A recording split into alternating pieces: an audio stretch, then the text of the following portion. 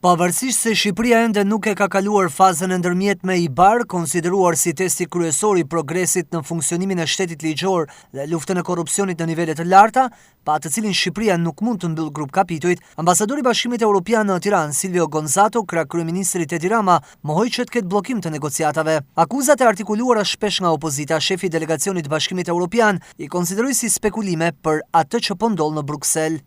Kam dëgjuar spekulime për atë që po ndodh në Bruksel. Së pari, grupi punës Kuela është grup pune që bën bashkëpërfaqësuesit e shteteve anëtare të Bashkimit Evropian mblidhen me dyert të mbyllura në praninë e Komisionit Evropian për të diskutuar.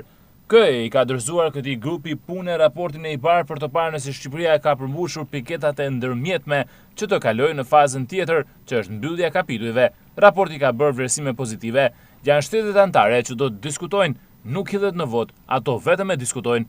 Ajo që duhet të bëjnë në udhëheqjen e Këshillit është të miratojnë një qendrim të përbashkët të Bashkimit Evropian që do të shpjegojë piketat përmbyllëse që duhet të plotësojë Shqipëria për mbylljen e negociatave. Kapitulli i themelorëve është i pari që hapet dhe që mbyllet. Është diskutim i rëndësishëm që kërkon diskutime nga të gjitha shtetet anëtare, po diskutohen të gjitha këto çështje. Edhe Edi Rama mbajti të njëjtin qendrim duke theksuar se Këshilli i Evropës i konsideron të përmbushura detyrat e Shqipërisë dhe në këtë pikë tashmë është vetë Komisioni që diskuton me shtetet anëtare të Bashkimit Evropian. Akuzave të opozitës për bllokim të procesit të integrimit, shefi i qeverisë ju përgjigj se të thuashë u bllokua është shesësh ajër. Sot në Bruksel nuk negocion Shqipëria me Bashkimin Evropian, por diskuton Komisioni Evropian me shtetet anëtare. Shqipëria negocion me Komisionin, nuk negocion me shtetet. Komisioni përfaqëson shtetet në negociatat me Shqipërinë.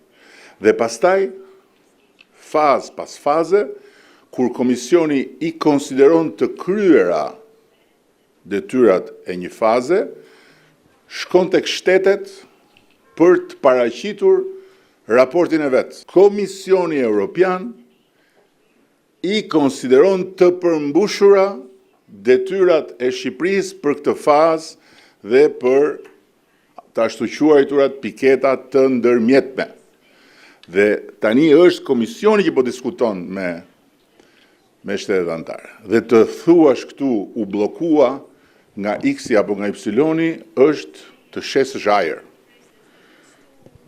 Dhe kush beson se ajri blihet, e blen. Më tepër ma foli për reformën administrativo-territoriale dhe atë zgjedhore, duke theksuar se procesi po vjen në mënyrë gjithëpërfshirëse, ndërsa duke u referuar qëndrimeve të opozitës, ai u shpreh se me ultimatume nuk funksionon. Për sa i përket vitit 2027 si objektiv për mbylljen e grup kapitujve dhe vitit 2030 se finalizimit të antarësimit në BE, Rama tha se këto janë objektiva të caktuara bashkarisht me Bashkimin Evropian.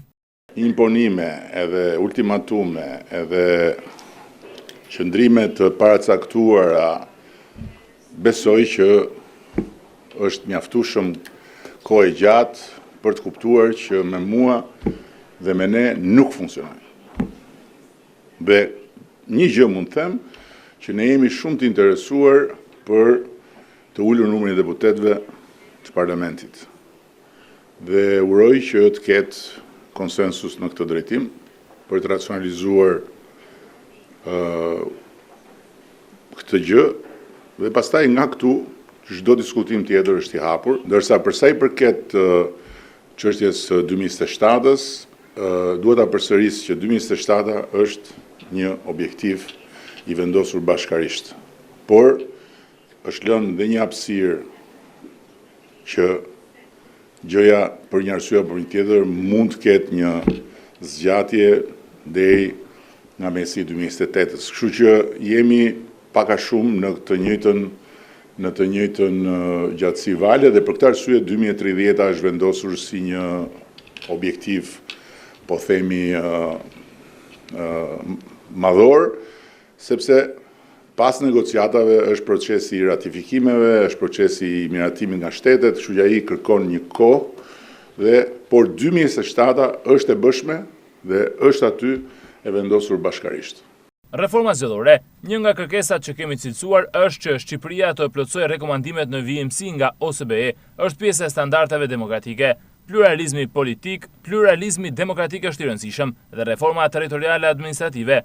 Shqipëria duhet të ketë një administratë vendore që të përfitojë nga antarësimi i saj në BE. Të gjitha programet që ka Bashkimi Evropian kanë të bëjnë me qeverisjen vendore dhe rajonale. Ndërsa sa i përket objektivit të 2027-s, unë gjithmonë kam thënë që është e rëndësishme që të ketë një objektiv të qartë si mban palët të përqendruara dhe kjo ka treguar vlerën e saj se ka pasur një përkushtim të plotë të KE dhe shteteve anëtare për të ndjekur këtë proces.